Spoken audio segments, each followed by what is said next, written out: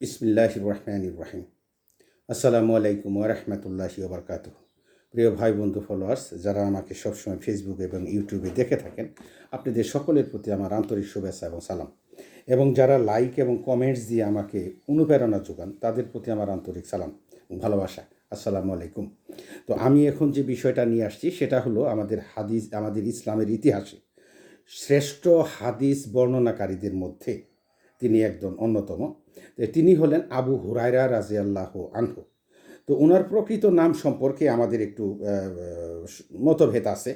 তারপরেও যেটা কিতাবে আসছে আমি সেই নামটাই আপনাদেরকে বলছি। ওনার নাম হলো আবদ আল রহমান ইবনে আখর আল দাউসি আল জাহরানি। মানে উনি আল জাবুরে আরবের জাহরান গোত্রে দাউস গোত্রে জন্মগ্রহণ করেন। জাহরান গোত্রের আবু দাউস গোত্রে জন্মগ্রহণ করেন। তো ইনি হলেন আমাদের হাদিস বর্ণনাকারীদের মধ্যে শ্রেষ্ঠ না হলেও উনি মোটামুটি শ্রেষ্ঠদের একজন। তিনি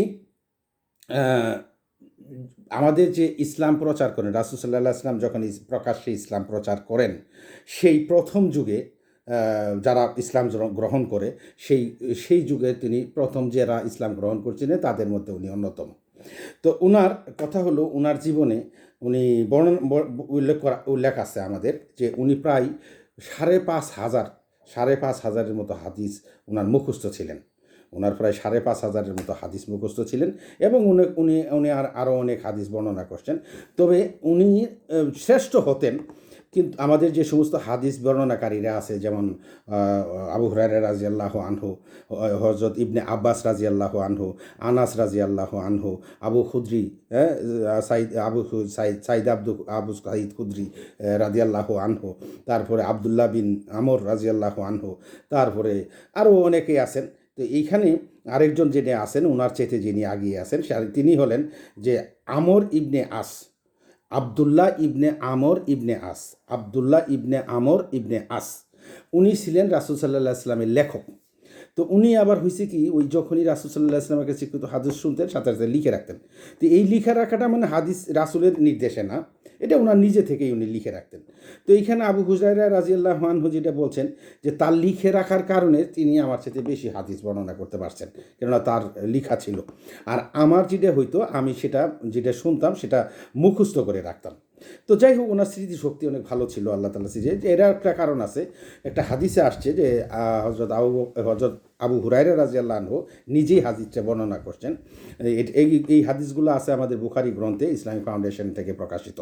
তো তিনি সেখানে বলেন যে আমি একদিন রাসূল সাল্লাল্লাহু আলাইহি ওয়াসাল্লামকে বললাম, ইয়া রাসূলুল্লাহ, আপনি যেগুলা বলেন, যে হাদিসগুলা বলেন, তো আমি তো অনেক সময় ভুলে যাই, মানে আমি চেষ্টা করি মনে রাখতে কিন্তু ভুলে যাই। তো তখন রাসূল সাল্লাল্লাহু আলাইহি ওয়াসাল্লাম বললেন যে তুমি একটা কাজ করো, তোমার যে চাদরটা আছে বিছাও।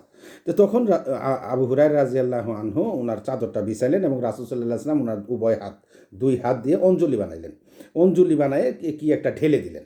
তো তখন এবং বললেন যে তুমি এবার তোমার চাদরটা তোমার গায়ে জড়িয়ে নাও। তখন উনি গায়ে জড়িয়ে নিলেন। তিনি বললেন যে এরপরে আর আমি কখনো ভুলি নাই, যেটা রাসূল সাল্লাল্লাহু আলাইহি ওয়াসাল্লামের কাছে শুনতাম সেটাই আমার স্মরণে থাকতো। তো এই হলো ব্যাপার। আর আলহামদুলিল্লাহ উনি হাদিস বর্ণনাকারীদের মধ্যে মোটামুটি আমি বলবো যে শ্রেষ্ঠদের মধ্যে একজন। তো ওনার আরেকটা ঘটনা আছে, সবচেয়ে বড় যে ঘটনাটা, উনি বাল্যকাল থেকেই রাসূল সাল্লাল্লাহু আলাইহি ওয়াসাল্লামের সঙ্গে থাকতেন, ছোট থেকেই। তো এইটা আসলে রাসূলকে ভালোবাসা, রাসূলের প্রতি তার অগাধ ভালোবাসা, বিশ্বাস এবং আন্তরিকতা। তো রাসূলও তাকে খুব ভালোবাসতেন, কাছে যাইতেন, বাচ্চা মানুষ হোক, বাল্যকাল থেকেই তো।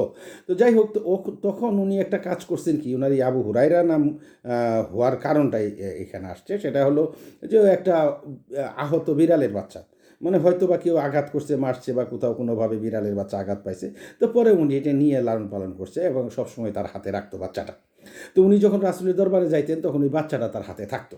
তো তখন থেকেই রাসূল সাল্লাল্লাহু আলাইহি ওয়াসাল্লাম তাকে বলতেন হে আবু হুরায়রা, মানে কি হে বিড়ালের বাচ্চা, বিড়ালের বাবা, হে বিড়ালের বাবা।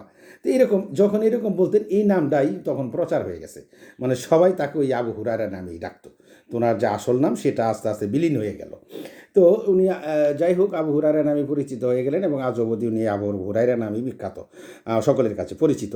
তো এই যখন উনি বাল্যকালে উনি রাসূল সাল্লাল্লাহু আলাইহি ওয়াসাল্লামের দরবারে থাকতেন চাইতেন, তো একদিন হঠাৎ করে রাতে একটু বাড়িতে যাইতে দেরি হয়ে গেছে। তো উনি যখন রাত্রে একটু বেশি রাত্রে বাড়িতে গেলেন, তো ওনার আম্মা তাকে জিজ্ঞেস করলেন, তুমি কোথায় ছিলে? বললো যে আমি রাসূল সাল্লাল্লাহু আলাইহি ওয়াসাল্লামের দরবারে ছিলাম। এটা শুনে ওনার মা আরও রাগ হয়ে গেল, মানে ওনাকে মার দিল, প্রচণ্ড মার দিল, এবং রাসূল সাল্লাল্লাহু আলাইহি ওয়াসাল্লামের সম্পর্কেও হয়তো কিছু বকাবকি করলো। তো এইটা ওনার আর সহ্য হলো না। উনি বললো যে মা তুমি যাই বলো, আমাকে পেটা দাও, মার দাও, যাই কিছু করো, কিন্তু তুমি রাসূল সম্পর্কে কিছু বলো না। মানে রাসূল সম্পর্কে বললে উনি কষ্ট পায়। তো যাই হোক রাত্র চলে গেল। তো পরের দিন যখন আবার রাসূল সাল্লাল্লাহু আলাইহি ওয়াসাল্লামের দরবারে আসলেন, আসার পরে রাসূল সাল্লাল্লাহু আলাইহি ওয়াসাল্লামকে বললেন যে ইয়া রাসূলুল্লাহ, আমার মা কালকে আমাকে খুব মার দিছে, আমাকে খুব পিটা দিছে, আমাকে খুব বকাঝকা করছে। তো তখন রাসূল সাল্লাল্লাহু আলাইহি ওয়াসাল্লাম বললেন যে তুমি কি তোমার মা সম্পর্কে আমাকে অভিযোগ দিচ্ছ? তখন আবু হুরায়রা রাদিয়াল্লাহু আনহু বললেন যে না রাসূল, আমি তো আসলে সে কথাটা সেভাবে বলি নাই। আমি বলছিলাম আপনি যদি আমার জন্য একটু আমি একটু অনুরোধ করতে চাচ্ছিলাম। যে কী অনুরোধ তুমি বলো? তখন বলল যে ইয়া রাসূলুল্লাহ, আপনি যদি আমার মার জন্য একটু দোয়া করতেন, আমার মা যদি ইসলাম গ্রহণ করত। এই কথা শোনার পরে রাসূল সাল্লাল্লাহু আলাইহি ওয়াসাল্লাম তার মার জন্য দোয়া করার জন্য হাত উঠাইলেন। যখনই হাত উঠাইলেন, আবু হুরায়রা রাদিয়াল্লাহু আনহু সেইখান থেকে উঠে একটা দৌড় দিলেন। দৌড় যখন দিলেন, তখন নিজে যখন দৌড়াইতেছে, তো লোকজন তো দেখে কি আবু হুরায়রা দৌড়া, ওর জামা টানি ধরছে, এই কই যাও, কি দৌড়াও কে, কী হয়েছে, মানে জিজ্ঞাসা করে। তখন ওরা বলতেছে ভাই সারি দেন ভাই, আমার সারি দেন। আমি দেখতে চাই যে রাসূলের দোয়া আগে আল্লাহর দরবারে পৌঁছে না আমি বাড়িতে গিয়ে পৌঁছি। মানে কথা দেখেন কীরকম একটা অগাধ বিশ্বাস যে রাসূল সাল্লাল্লাহু আলাইহি ওয়াসাল্লাম দোয়া করলে দোয়া কবুল হবে, এটা সত্য। তো তিনি বলতেছেন যে আমাকে ছেড়ে দেন, আমি আগে আমি বাড়িতে গিয়ে আগে পৌঁছি না আল্লাহর দরবারে রাসূলের দোয়া পৌঁছে। উনি ঠিকই দৌড়ায় বাড়িতে গেছে, দাঁড়িয়ে দরজায় যখন নক করছে তখন তো ওনার মা বাইরে আসছে, যে ওনার মার মাথা থেকে তখন ওই পাকা চুল দিয়ে পানি গড়ে পড়তেছে। তো পড়তেছে, তখন আবু হুরায়রাকে বললো বাবা আমি খুব অনুতপ্ত, তোমাকে কালকে মারছি, তা আসলে আমার খুব খারাপ লাগতেছে, তো যার জন্য আমি এখন গোসল করে পবিত্র হইলাম, তুমি আমাকে নিয়ে রাসূলের দরবারে চলো, আমি ইসলাম গ্রহণ করব। দেখেন আলহামদুলিল্লাহ, এই যে ব্যাপারগুলা দেখেন, রাসূল আবু হুরায়রা রাদিয়াল্লাহু আনহুর কীরকম বিশ্বাস যে রাসূল যেখানে হাত উঠাইছে এই দোয়া তো কবুল না হয়ে পারে না।